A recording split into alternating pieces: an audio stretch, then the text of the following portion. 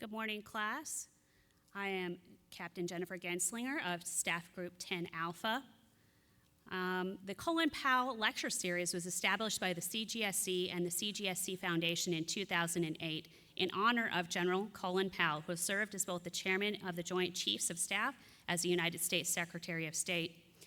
Powell graduated from the U.S. Army Command and General Staff College, served at Fort Leavenworth as a Brigadier General, and was the driving force behind the development of the Buffalo Soldiers Monument that honors and the service of the 9th and 10th Cavalry Buffalo Soldiers. The Powell Lecture Series begins in the national and international distinguished personalities to provide lectures on the contemporary national security issues to the CGSC faculty and students, as well as the community and business leaders. Lecturers in this series range from senior government officials, senior diplomats, and other distinguished persons who bring their unique perspective to educate the audience about historical or contemporary issues of importance to the nation and international community. The lecture series is sponsored by the CGSC Foundation through an endowment of Tri-West Healthcare. The briefing this morning is for attribution. The remarks during the Q&A are going to be for non-attribution. General Carter F. Ham, U.S. Army retired, is the President and Chief Executive Officer of the Association of the United States Army. He retired from the Army in 2013 after nearly 38 years of service. General Ham previously served on the National Commission of Future of the Army, an 8-member panel tasked by Congress in making recommendations on the size, force structure, and capabilities of the total Army. As a military leader, his experience spans from platoon to geographical combatant command. His service has taken him to Italy, Germany, Kuwait, Saudi Arabia, Macedonia, Qatar, Iraq, and to over 40 African countries. He has commanded the U.S. Africa Command, U.S. Army Europe, and the 1st Infantry Division among his many assignments. General Ham is a veteran of Operations Desert Storm, Iraqi Freedom, Odyssey Dawn, and Able Sentry. General Ham has the distinct privilege and honor of being one among the few of his peers to be recognized as a Mustang. Class of 2020, Command and General Staff College, please join me in welcoming General Carter F. Ham. Good. Thanks, Jennifer.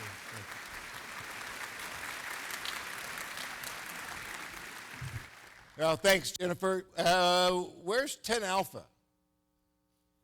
Okay, so I know it's early in the academic year, but when your seminar mate calls out your seminar, you're supposed to give some kind of hooah or something like that, all right?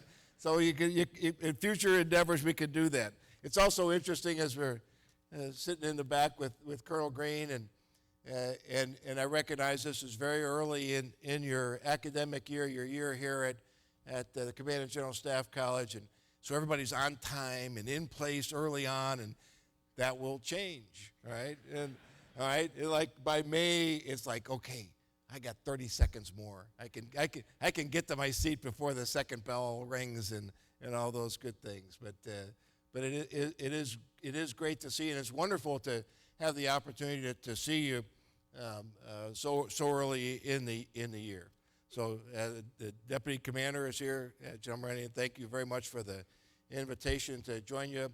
And as you're learning in this year, the community of military service is pretty small, so we've had the opportunity to serve together a couple of times, and you learn over time that these relationships that endure throughout years are what really brings value to military service and really are a great benefit.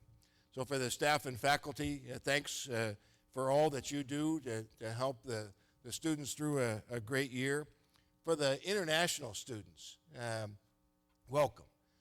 We hope that you will find this to be an intellectually stimulating year, but more so an opportunity to teach us, to help us Americans better understand security matters from your perspective, and recognizing that sometimes America doesn't always have all the best ideas, and it's very worthwhile to listen to our allies and partners as we move forward.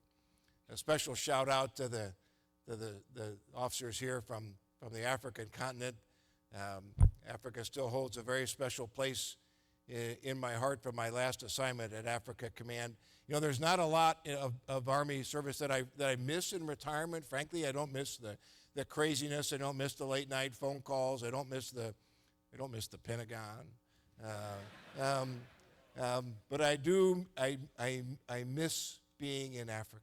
I miss the vibrancy, the complexity, the people, the relationships. So a special welcome to you. To those officers from other services who, I guess at Fort Leavenworth, you also count as foreign students. You know, if you, I think this is a great opportunity for you also to learn about land power, but also to educate, to make sure that the Army officers leave here with a better understanding of the Army's role in the joint force. And I think if I saw the statistics from Colonel Green properly, I think there is one lone Coast Guard officer. Where are you? There you are. Okay, all right, welcome. That's a good thing. You got to represent the entirety of the Coast Guard to the class throughout the year. That's a good thing. A couple of special guests seated down here in the front is Lieutenant General retired John Miller, formerly commanded here, an officer of great distinction in combat and throughout the Cold War and in peacetime. And Lieutenant Colonel John Miller was Second Lieutenant Carter Ham's battalion commander in Germany. My guess is each of you remember your first battalion commander. Some of them you remember with fondness, and some remember it in other ways. General Miller is one of those who taught all of us about the profession of arms. He taught us about the values of honor, integrity, and finding balance in your life. And it's okay to be not only an expert infantryman, but to be an expert father, husband as well. So thank you, General Miller. Thanks for your guidance over many, many years. No one is more astounded that I'm standing before you than John Miller. It just is very, very true. Mr. Keith Pritchard is here, a civilian aide to the Secretary of the Army from the great state of Missouri. Those of you who don't know about civilian aides to the Secretary of the Army, you ought to learn about that. It's a fascinating program. The Secretary of the Army appoints distinguished people around the country to help represent the Army in local communities. A very, very important function, and I would argue perhaps one that's increasingly important as we move forward. And Colonel Rod Cox, the president of the Command and General Staff College Foundation, is here, and actually it's the sponsors of the Powell Lecture Series, and an organization which I highly commend to you, an organization that is worthy of your support. The dean is here, right? The dean and I have a history. It's not an academic history. But again, it goes to show how small this Army is sometimes. In the summer of 1975, probably before many of you were born, the dean and I were ROTC cadets at ROTC summer camp at Fort Riley, Kansas. Neither of us expected to arrive at the positions which we have expected at. If you'd aligned us, our platoon up and said, okay, which of this group of yahoos is going to be a four-star general, and which one is going to be the dean of the Command and General Staff College? We are not the two you would have picked. Right? But again, it shows what a great Army this is. I could spend the rest of the morning calling out dignitaries and thanking you for your service and talking about relationships. But among the many great things that I learned while serving in Africa as Africans, when confronted with a large group of dignitaries, and you could go on and on about calling out individuals, the African tradition is simply to say, all protocol observed. All right? So all protocol observed, and everybody is happy, and we move on. I have to confess that it is a little bit intimidating to speak to you this morning in the Colin Powell Lecture Series. I know General Powell, and I've been privileged to join him for many of the conversations that he has. He still gives back to the Army. He speaks at what's called the Advanced the Army Senior Executive Program, Army Senior Education Program Advanced, which is the 3-week program for officers newly selected for promotion to Major General. And General Powell speaks to that group about senior leadership, and it's just extraordinary to hear his perspectives. He's always insightful, he's always engaging, he's always interesting. If you haven't already done so, I would highly commend to you to read his books. The first one, My American Journey, which is his autobiography, and more recently a book, It Worked for Me in Life and Leadership. Truly a great American of great accomplishment. But even General Powell, as much as we revere him, is not perfect. Several years ago, I was traveling with General Powell to Juba in South Sudan. He was the head of the U.S. delegation for the independence celebration for that newest nation. And I was the commander of U.S. Africa Command at the time, and honored to be part of the delegation, but frankly, as a 4-star general, I was on the delegation. I think I was the junior member of the delegation, and I was invited because I had an airplane, right? And so that was able to get them to and from Juba, because there's no short flights to Juba, and we had a lot of time on the airplane to talk. And Mrs. Powell had accompanied General Powell as a member of the delegation as well, and she related a story about her husband, General Powell, transitioning from public life to private life. And so, as you know, General Powell retired from the Army as the chairman of the Joint Chiefs of Staff, went on to serve as Secretary of State, retired from public service as Secretary of State, and he returned to private life. And so he takes off on the first of what turned out to be very many private business trips. So he goes off, leaves home, goes on the trip, comes back after a day or two and walks back in the door, and Mrs. Powell said, "How'd it go?" And he said, "Oh, it was a great visit. We went here and there and did this." And she looks at him and she says, "Colin, where's your luggage?" And he says, "Luggage? Nobody gets that anymore?" And it was kind of like, no, as you have to imagine General Powell's luggage kind of going around the carousel. And it's a reminder that you can very quickly in this business go from being pretty important to guys who used to be somebody. It's not a bad reminder. I confess, if you were really bored last night and you looked up on Wikipedia about me, one of the things you learn is I am not a graduate of the United States Army Command and General Staff College. I'm not. It wasn't because I didn't try. That doesn't mean I failed.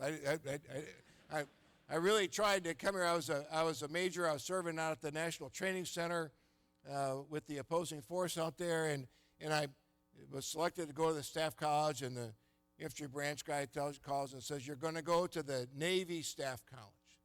All right, naval officers are here. All right, so you're going to go to the Navy. The naval officers probably the same thing when your detailer said, "Hey, you're going to Leavenworth, Kansas," and you're saying, "Where's the nearest port?" So they say, "You're going to Newport, Rhode Island to the Staff College." And so I notified my battalion commander and brigade commander, and they said, "Absolutely not." Because I'd been told my whole life, I suspect many of you have to go to Fort Leavenworth. You have to go to Fort Leavenworth. Because it is at Fort Leavenworth where you will meet the cohort of officers with whom you will travel the rest of the time in your army. Whether that's 5 years or 10 years or something beyond that, you have to go to Leavenworth. So my brigade commander called the infantry branch guy, and you have to send Major Ham to Leavenworth. And I had this mental picture of the assignments officer kind of holding the phone out here in the days when we held phones. And he said, "Yes, sir. Yes, sir." "No, sir, he's still going to Newport," and hung up on the colonel. So we begrudgingly went off to Newport, and at Newport I met two other disgruntled Army majors, also very unhappy to be at Newport because we were convinced that our Army careers were over. So there was Major Ham, Major Ray Odierno and Major Stan McChrystal. So fast forward a couple of years, and at a comedy of errors, we're all 3 stars. And we came out of the tank. Some of you have been in the tank in the Pentagon, which is where the Joint Chiefs go when they don't want anybody else to know what they're talking about. And they come out of the tank, and Admiral Mullen walks by, and happened to be the 3 of us, McChrystal, Odierno, and I, were gathered there talking about something, and Mullen stops. Chairman of the Joint Chiefs of Staff stops, points at the 3 Army 3 stars and said, "You 3 would be nothing without Navy education." And maybe he's right, I don't know. I live in Arlington, Virginia now, just outside of Washington, D.C. Some of you have been in and around Arlington. You know it's a very nice place. But it's close enough to Washington, D.C. to be inside what I think is a bubble that extends about 30 miles in radius out from the nation's capital, and that bubble allows neither truth nor reality to penetrate into the national capital region. Inside that bubble, people frankly worry about things that matter little to real people, and particularly that matter little to people out here in the heartland, where people tend to say what they mean and mean what they say. The goings-on in Washington these days are, as Alice of Alice in Wonderland might remind us, curiouser and curiouser as we go by day to day. But I'm reminded every now and then when things get particularly crazy in our nation's capital about a great saying by Sir Winston Churchill when he was commenting on the nature of democracy some 70 years ago. In 1947, Sir Winston said, "No one pretends that democracy is perfect or all-wise. Indeed, it has been said that democracy is the worst form of government, except for all those other forms." And I think that's maybe what we're experiencing today. Still, with all our bumps and bruises and warts, we're all proud to be Americans and move forward. But I am not at all sad to be outside of Washington and to have a few minutes to spend with you. And to top it all off, our oldest grandson lives not too far from here, so we got to go fishing yesterday morning. Didn't catch anything, but fishing with grandson is all that matters. That was pretty nice. When the college asked me to come speak and the foundation asked me to come speak at the Powell Lecture Series, they asked to speak about the contemporary international environment and the strategic challenges facing our nation and the international community. That's a mouthful and a pretty long topic, and you're going to spend the next year talking about much of that, and so I'll try to give you some things to think about and then allow plenty of time for questions as we move forward. But when I got that invitation, I'll confess that I was a little bit surprised, a little bit miffed of why an old retired guy would be asked to come speak to you on this topic. Because frankly, it's not exactly like us old guys got this right, all right?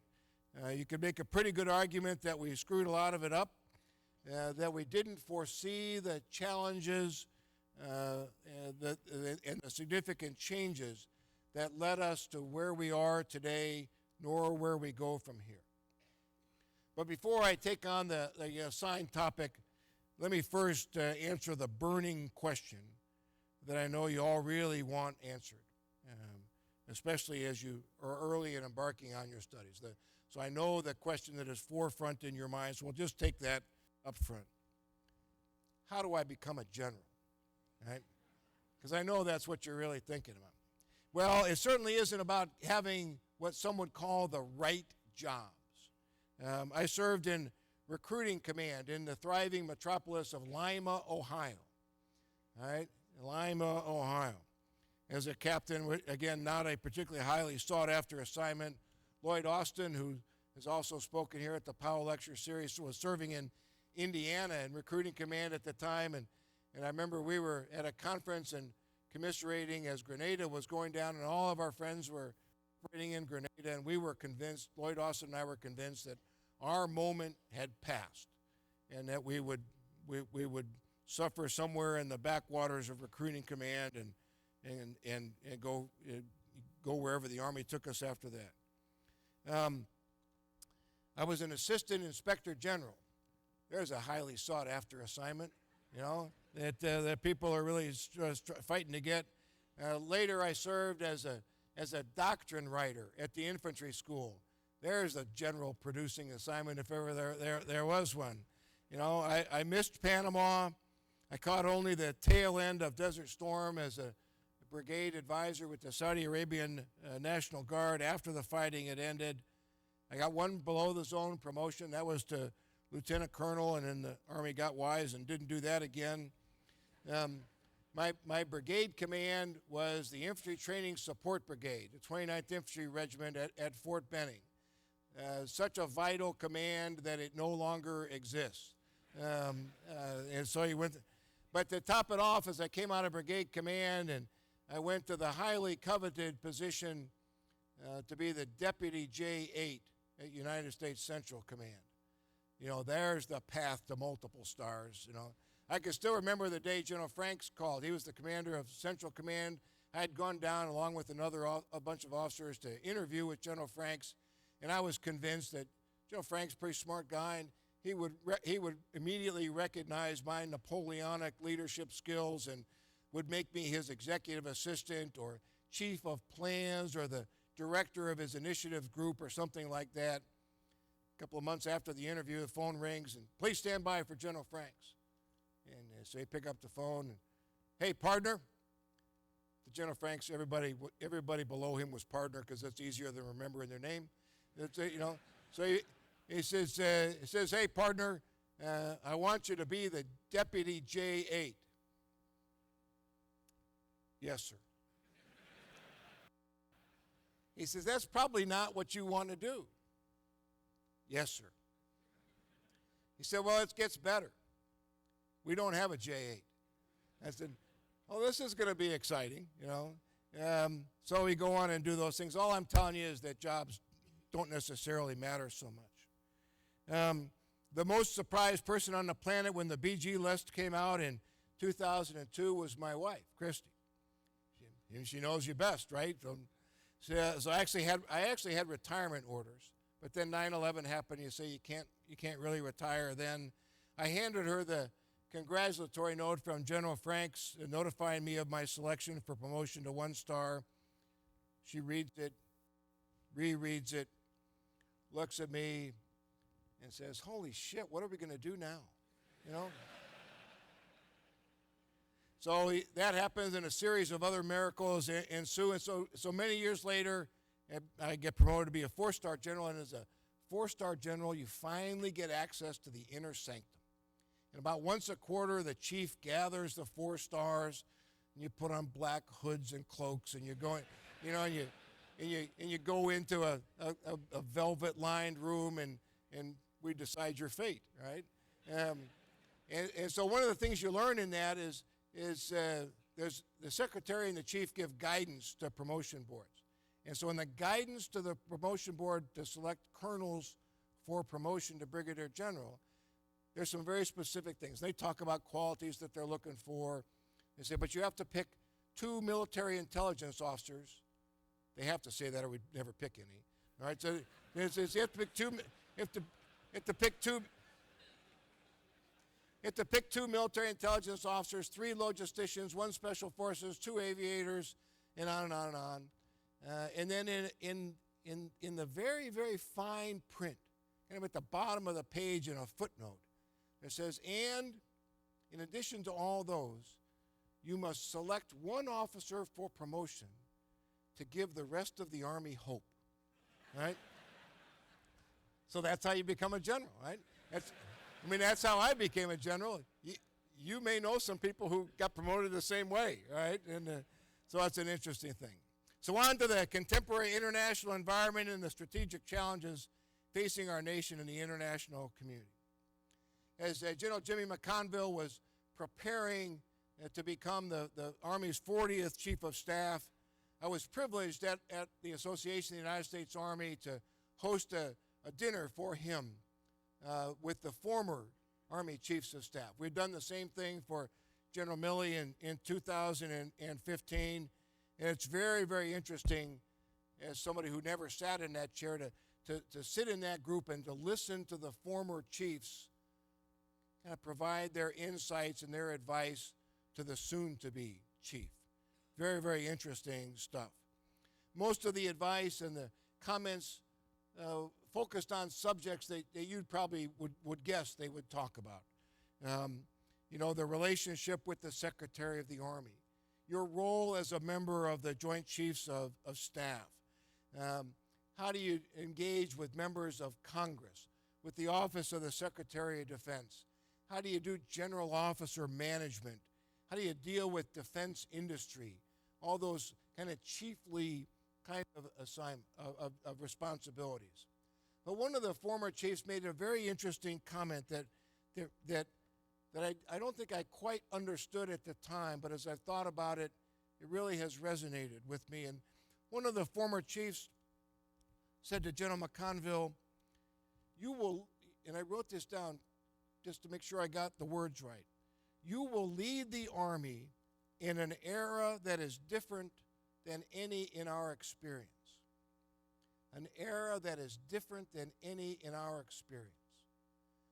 Now, I suppose every chief confronts a somewhat different strategic environment than his predecessors.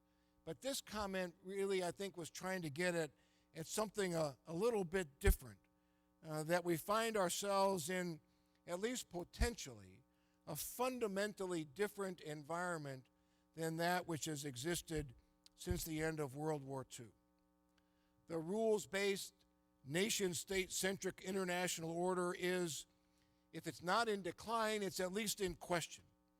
Globalization, the rise of multinational business entities, the growing influence of transnational organizations for good purposes and for illicit purposes. All of those seem to chip away at our previously held notions of national interest. Think about what we've seen just in the past several years. Large-scale movements of peoples migrating to escape natural and man-made catastrophes in Africa, across Europe, Central America, Southeast Asia. These all undermine the ability of nations to provide some of the heretofore basic functions of the sovereign state. Demographics are changing, with yet to be understood implications for our own national security. The world population is getting bigger, younger, and fast. Explosive growth is occurring largely in many of the poorest parts of the world. What will that mean in 2030? What will it mean in 2050? Russia's actions in Georgia and Ukraine, China's expansion into the South China Sea are examples of activities that just a generation ago simply would not have been tolerated by the international community. Witness the near universal response to Iraq's illegal annexation of Kuwait in 1990. And you are well familiar with the military capabilities of near-peer competitors in this return to what some call return to great power competition. And another subject, without delving into the political quagmire of the causes of climate change, the realities are that weather patterns, sea levels, desertification, and other manifestations are differences that we either must confront, adapt to, or suffer significant consequence. The alliance structure that has served as the basis for multinational security since the end of World War II is at least in question. In Europe, some question America's commitment to NATO. The U.S.-ROC alliance is steady, but that too is changing with a vastly different approach for both the U.S. and the Republic of Korea in dealing with the Democratic People's Republic of Korea. Do the nations of the Pacific still feel assured that the United States will stand with them against increasing Chinese political, economic, and even sometimes military pressure? Here at home, we find what some describe as a civil-military divide, where fewer and fewer Americans have any personal connection to the armed forces. And do you believe in January of 2021, when there is a new administration, whether it is a second administration of President Trump or whether there is a new president? Do you believe that the defense spending that we enjoy today will be continued? And what does that mean for you, for us? With all of this, I think the important question for you to contemplate over the course of your studies is, what's the role of the armed forces in this changing environment? And obviously, this being the U.S. Army Command and General Staff College, much of that will focus on land power, but you need to expand your horizons. What does it mean for the Joint Force? What does it mean for our allies and partners around the globe? And not to put too fine a point on it, not only what's the Army's role, but what is your role? Yours, personal, individual. What is your role in this changing environment?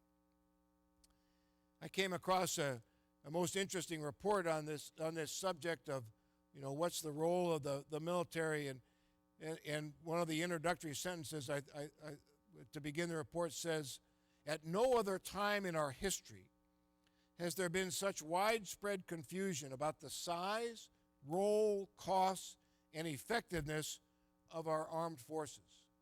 Think about that. That's a pretty bold statement. At no other time in our history has there been such widespread confusion about the size, role, costs, and effectiveness of our armed forces.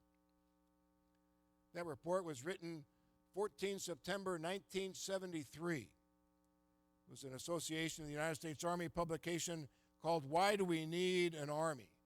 A study to define the Army's role in the post-Vietnam era. I tell you that just to say that while we may be entering a different period, there are, in fact, things to be learned from a historical perspective. Most of you, I suspect, have heard or read General Mark Milley, the soon-to-be chairman of the Joint Chiefs of Staff, as he describes what he sees as a fundamental shift in the character of war. Much has been written and spoken about the necessity to modernize the force, to match the requirements outlined in the latest National Defense Strategy. Changes in the character of war come along only infrequently. The stirrup changed the character of war. Gunpowder changed the character of war. World War I may have been the event that most recently fundamentally altered the character of war through the introduction onto the battlefield of the radio, the airplane, the tank, the machine gun. But the forces you will lead are being fundamentally altered by robotics, by manned-unmanned teaming, by the speed of operations in cyberspace, the exploitation of the electromagnetic spectrum, and by artificial intelligence. But so too our adversaries are adapting to rapidly exploit the advantage of this new character of war. Those who adapt fastest and most effectively will win. That's your challenge. Us old people, myself and my peers, we understand enough and have been affiliated with the military profession long enough to know that change is indeed upon us. It's not coming. Change is here. But we don't have the requisite skills and experience to lead that change. You have to figure out how to do that. You have to lead this change. Not some general, not some political appointee. You are the leaders of your army. You are the leaders of your service. You're the ones who are going to make a difference. I think this year at Fort Leavenworth, I would argue, could not come for you at a better time, a time to study and learn, to explore absent the day-to-day pressures of command or the crunching pressures of staff work in the field, but an opportunity to stretch yourself intellectually, to find ways to take you out of your comfort zone, to prepare to lead your army into an increasingly complex world. As the former chief said, you will lead the Army in an era that is different than any in our experience. So a fair question to ask yourselves, are we up to the task? Am I up to the task? I would tell you, as an old soldier, 244 years of Army history tells us that you are, that you will do your duty, that you will adapt, you will change, and you will lead your forces through this turbulent time. But none of us knows exactly how this is all going to turn out. If you had told me 30 years ago this month, as I started my own year at the Staff College, if you had told me at the start of that year that the United States of America is going to conduct a parachute assault into the nation of Panama, if you told me that the Soviet Union would collapse, and if you told me that soon after graduation we would deploy over 500,000 troops to liberate Kuwait, I simply wouldn't have believed you, because I didn't have the context. I didn't have the understanding of how things change so rapidly and so dynamically. And so we don't know what's going to happen this year. We don't know what's going to happen next year, but we do know the broad framework of what the Army will be called upon to do. What we do know is that our nation expects, I would say our nation demands, that you be prepared to lead in whatever missions the nation may require of you. Read what General McConville has said about what is of the Army. He put out a superb, simple one-pager. And if you haven't read it, I would commend to you today to find that and read what the 40th Chief of Staff of the Army has outlined in very simple, understandable terms, what it is that he expects of the Army. And while the Chief is firmly committed to maintaining readiness, because the Army has to do that, while the Army is increasingly focused on modernizing to meet future readiness requirements, General McConville has placed his clear priority on people. He says, people are always my number one priority. People are always my number one priority.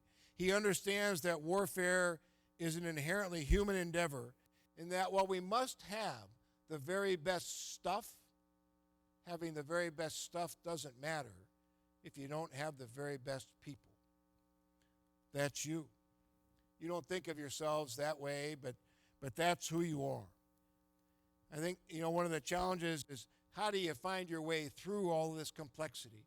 How do you find and help understand what your role is in all of this? You're not the commander-in-chief. You're not the chief of staff. You're not yet at the point where you are shaping the direction of the entire Army. But you are shaping your part of the Army. And that's equally as important. So I would suggest to you that as you think about what your role is, remember these words. And each of you American officers have heard these words more than once. The President of the United States has reposed special trust and confidence in the patriotism, valor, fidelity, and abilities of you. In view of these qualities and your demonstrated potential for increased responsibility, you are therefore promoted to the rank of. Many of you will hear those words the year that you are here. Special trust and confidence. Words not taken lightly. The expectation that our nation has of you are high, but it cannot be otherwise. The defense of our nation is in the balance. As General McConville says, people first. Winning matters. When we send this is General McConville's words, when we send the Army somewhere, we don't go to participate. We don't go to try hard. We go to win. We go to win. We must have leaders whose word, written or spoken, is their bond, pure and simple. Our nation demands that you be women and men of unquestioned character, and that you uphold the ethical standards upon which we have relied since 1775. It is no easy task, to be sure. Few choose to meet this standard, but you are among that small cohort, and for that, I and many of our fellow Americans remain forever grateful. Find strength in the oath that each of you took. Remember those words. and that I will well and faithfully discharge the duties of the office upon which I am about to enter. Well and faithfully, every day, in every circumstance, serve well and faithfully. The nation, your soldiers, expect nothing less, and you can do no more. Do your best. In my final assignment as the commander of United States Africa Command, I got to most of the African nations, and as I traveled about the vastness of the African continent, and I'd hear many stories, legends, proverbs, and I came across one that I think fit exactly the profession of arms. And it says very simply, if you want to go fast, go alone. If you want to go far, go together. In the armed forces of the United States and the armed forces of your nations, the nation you have pledged to support and defend, they demand that you go far and that you must go together. Thank you and Godspeed, and I welcome your questions. Thank you.